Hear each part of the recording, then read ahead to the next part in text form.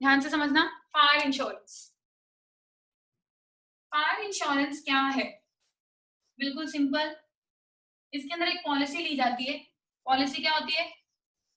जिसके अंदर क्या लिखी जाती है? टर्म्स एंड कंडीशंस, जिसके बेस इन टर्म्स और कंडीशंस को पूरा करके आप इंश्योरेंस करवा रहे हो, उसको पॉलिसी बोलते हैं। वो पॉलिसी ली जाती है, इसमें ये लिखा होता है कि एक स्पेसिफिक पीरियड तक, एक पीरियड फिक्स किया जाता है। इंश्योरर कहता है, इंश्योरर जो इंश्योरेंस कर रहा है, कंपनी, इंश्योर्ड को जो इंश्योरेंस लेता है, ठीक है, जिस चीज का भी लेता है वो पर्सन, वो कहते हैं कि तुम हमें एक रेगुलर प्रीमियम पे करो कुछ स्पेसिफाइड पीरियड तक।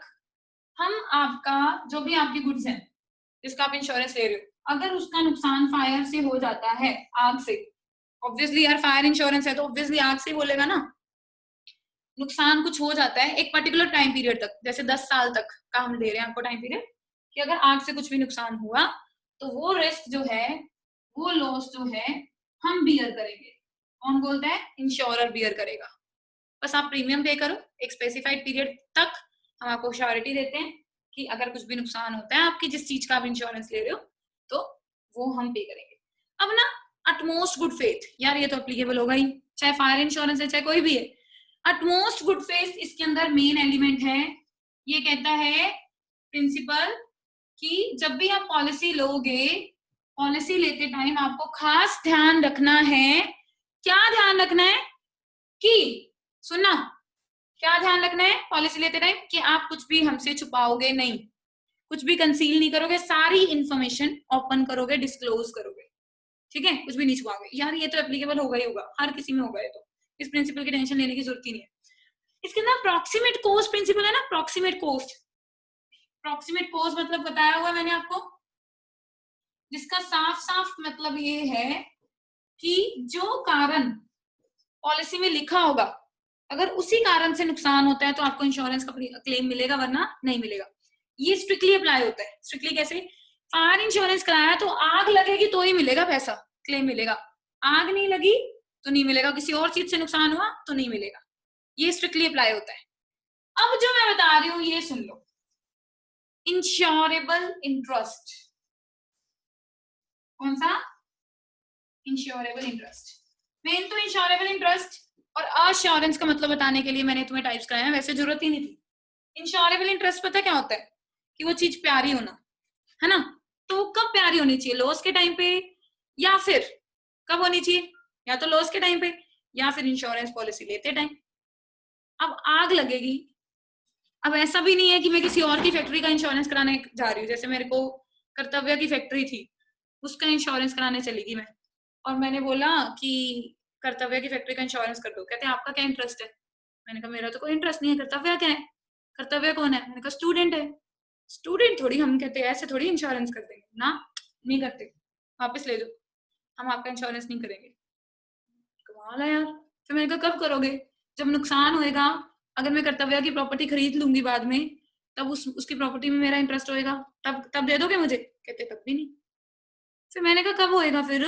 जब लॉस होगा तब, या फिर जब पॉलिसी लू तब? कहते दोनों टाइम। पॉलिसी लेते टाइम भी आपका इंटरेस्ट होना चाहिए और जब लॉस हो तब भी आपका इंटरेस्ट होना चाहिए।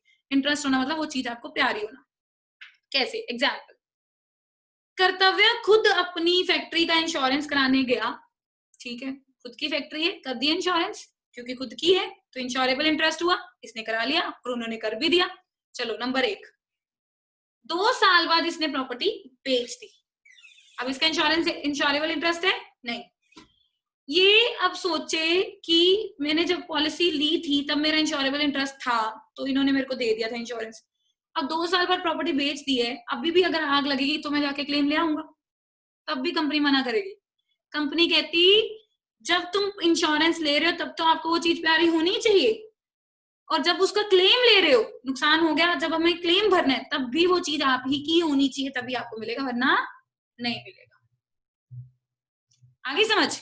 इसको बोलते हैं इंश्योरेबल इंटरेस्ट। तो फायर इंश्योरेंस के केस में दोनों टाइम पे, at the time of taking policy as well as at the time of taking claiming loss, दोनों के टाइम पे इंश्योरेबल इंटरेस्ट होना जरूरी है। आगे समझ। प्रिंसिपल ऑफ इंडेमनिटी इसके अंदर स्ट्रिक्टली अप्लाई होता है। इंडेमनिटी स्ट्रिक्टली अप्लाई होना समझते हो?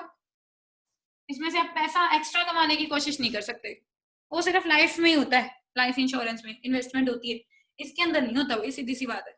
अगर आपने इंश्योरेंस 50,000 का लिया है, नुकसान 40 का हुआ है, तो 40 ही मिलेंगे, 10,000 एक्स्ट्रा नहीं मिलेंगे। अगर आपका 50 का हुआ है, नुकसान 50 का इंश्योरेंस लिया है, नुकसान 70 का हो गया, 70,000, तो अब ऐसा नहीं है कि 70 मिल जाएगा। आपने इंश्योरेंस का पॉलिसी कितने की ली है? 50 की ना, तो 50 ही मिलेंगे। प्रॉफिट एक्स्ट्रा कमाने के बारे में सोच भी मत लेना, ठीक है। इंडेमनिटी स्ट्रिक्टली अप्लाई होता है। मरीन इंश्योरेंस जो है एक कॉन्ट्रैक्ट होता है, एक इंश्योरर होता है और एक इंश्योर्ड होता है, वही चीज बार बार रिपीट होगी, ठीक है। और एक पॉलिसी होती है। ये तीनों को तो हर किसी में एक्सप्लेन कर देना। इंश्योरर कौन होता है? जो इंश्योरेंस करता है। इंश्योर्ड कौन होता है? जो इंश्योरेंस लेता है। पॉलिसी क्या होती है? वो टर्म्स और कंडीशंस जिसके बेसिस पे इंश्योरेंस होता है, वो पॉलिसी है। इसमें क्या होता है? इंश्योरर कहता है कि तुम मुझे प्रीमियम पे करो कुछ, ठीक है, उस प्रीमियम के बदले में मैं आपका रिस्क कवर करता हूँ। किस चीज का? कि अगर आपके गुड्स का नुकसान हो जाता है, किसकी वजह से? पानी के पेरिल्स की वजह से। किसी भी पानी की वजह से जब आप शिप लेके जा रहे हो, कुछ भी नुकसान होता है, कोई पानी में डूब जाना शिप का, या कुछ भी ऐसा नुकसान होगा, तो वो नुकसान हम क्या कर देंगे? आपका क्लेम की फॉर्म में पे कर देंगे। बट एक चीज ध्यान रखना, अप्रॉक्सीमेट कॉस्ट स्ट्रिक्टली अप्लाई होता है कि उसका नुकसान पानी से ही होना चाहिए, ठीक है, और किसी रीजन से वो नहीं करेंगे, पे नहीं करेंगे। अच्छा, अब इसके अंदर तीन तरह के हम लोग आगे फर्दर इसके टाइप्स पढ़ते हैं। कार्गो इंश्योरेंस, हल इंश्योरेंस, फ्रेट इंश्योरेंस, और लास्ट है लायबिलिटी इंश्योरेंस। बहुत आसान है, ध्यान से समझना सभी। पहले कार्गो, नाम से क्लियर है, कार्गो इन्वेंट्री, जो शिप के अंदर आप सामान भर के लेके जाते हैं, उस सामान को अगर कोई नुकसान हो जाए तो आप क्या करवाते हैं? Cargo insurance. अब जैसे मैं अपना सामान सपोज टू भी कहाँ भेज रही हूँ? अमेरिका भेज रही हूँ। ज्यादातर तुम्हें पता ही, इम्पोर्ट एक्सपोर्ट पानी के रास्ते से ही होता है, शिप के थ्रू ही होता है। शिपिंग सबसे बेस्ट वे है। तो मैं अगर भेज रही हूँ तो मेरा सामान रास्ते में खराब हो सकता है, मेरे को डर लग रहा है ना, तो इसलिए मैंने क्या ले लिया? इंश्योरेंस ले लिया अपने सामान का, तो उसको कार्गो इंश्योरेंस बोलूंगी। अल इंश्योरेंस में क्या होता है? जो शिप जा रही है, उस शिप को भी तो कोई नुकसान हो सकता है, कितनी महंगी होती है वो शिप्स, है ना, तो उस शिप का इंश्योरेंस कराना, ठीक है, वो या तो इंश्योरेंस कंपनी कराती है या जो शिप का ओनर होता है वो कराता है। फ्रेट इंश्योरेंस क्या होता है? फ्रेट होता है भाड़ा। कई बार क्या होता है कि एक पर्सन एक जगह से दूसरी, एक शिपिंग कंपनी ने गुड्स भेजी, रास्ते में गुड्स खराब हो गई, कार्गो खराब हो गया, अब वो कहता मेरा नुकसान कर दिया तुमने, गुड्स तो खराब कर दिया, मैं तुम्हें भाड़ा किस चीज का पे करूं? मैं नहीं भरता, मुकर जाता है ना लोग। तो शिपिंग कंपनी, इसलिए लोग जो है फ्रेट वगैरह पे नहीं करते, दिक्कत होती है, तो इस चीज के लिए फ्रेट के लिए क्या करवाती है? इंश्योरेंस करा लेती है कि हम लोग तो भेज रहे हैं अपना, हमारा तो खर्चा उतना ही लग रहा है, हमारा तो सब एक्सपेंस हो ही रहा है, तो आप हमारा इंश्योरेंस कर दो, क्योंकि अगर नहीं हुआ इंश्योरेंस तो फिर हमें रिस्क होगा भेजने में, तो हमें पता नहीं पैसे वापस मिलेंगे कि नहीं मिलेंगे, हमारा भाड़ा हमें मिलेगा कि नहीं, तो फिर हम पर्सनली क्यों पे करें? तो हम या तो चलाते ही नहीं business.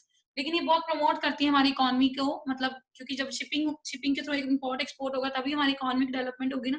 That's why freight insurance भी ओपन कर दिया गया। फोर्थ इंश्योरेंस है लायबिलिटी इंश्योरेंस। ये है थर्ड पार्टी के लिए, जैसे कि एक शिप जा रही थी, उसकी गलती से टक्कर हो गई दूसरी शिप के साथ, खुद का तो कोई नुकसान हुआ नहीं, थर्ड पार्टी का हो गया, तो अब किसी ना किसी को तो नुकसान भरना पड़ेगा, तो उसके लिए अपन इंश्योरेंस करा लेते हैं कि बाई चांस ऐसा कुछ हो जाता है तो थर्ड पार्टी का जो नुकसान भरने के लिए हमारे हिस्से में आएगा वो हमें ना भरना पड़े। कौन भर दे? इंश्योरेंस कंपनी भर दे। आगे समझ।